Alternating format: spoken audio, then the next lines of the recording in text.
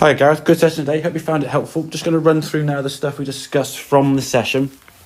As we said, obviously your path was coming a bit out to in across the golf ball, causing that sort of shaper shot following that yellow line, sort of out to in, bit of a slice and cutting across. Now what you did to kind of compensate that is you would sort of turn the club face to aim further left, which I certainly understand in doing so, especially on the golf course. If there's any trouble over this side of the target line, you're going to do whatever you can to try and start the ball somewhere over here towards the left-hand side.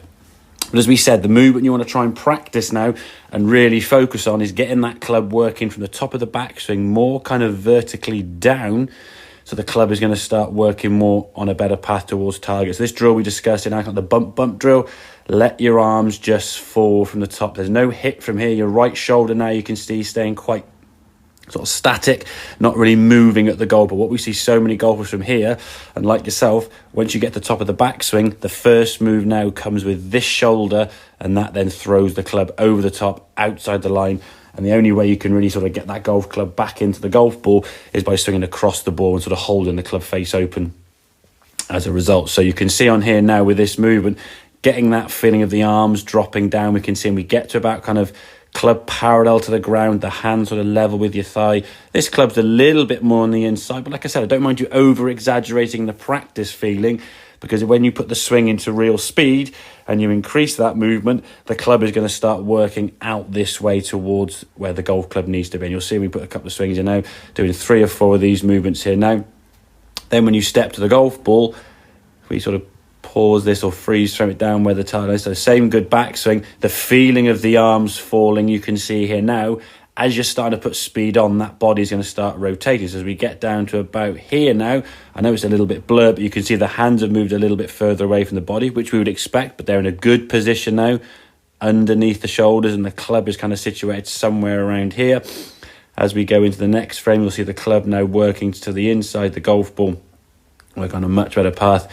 This line here now indicates the club face now working from that inside. The right shoulder now is sort of staying back a little bit more than it was before.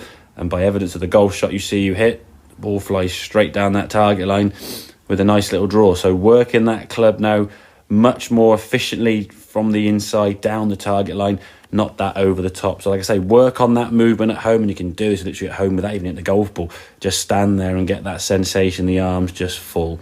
There's no hit in this movement now, the arms are just falling into position, almost as they're working vertically down from your sort of top of your right shoulder there down towards your thighs area, working down this where the club will then just naturally shallow, as we call this now.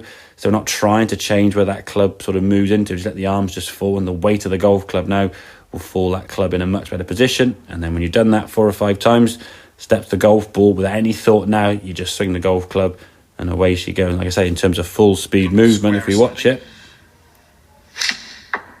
there you go. Lovely strike, really good connection and a nice draw. What you might find is, because now you're squaring the club up better, a few pull shots to the left, and I think a lot of that, as we discussed in the session, was you just having the club face closed. The trust issue is going to be you at setup, having the golf club aiming to your target, not turning it in. I don't mind it being a couple of degrees left, but we don't want to be start aiming it sort of as far left as you were. You don't need to do it anymore now, but history's shown the ball curve into the right, and your instincts will kick in sometimes on the golf course. As I say, especially if there's sort of water over here or trouble, you're going to turn the club face in. But try, if we can, get that club face straight impact, and then get the feeling of those arms dropping and give it a rip from there. So if that makes sense. Any questions, obviously, guys, give me a shout, and I'll see you soon.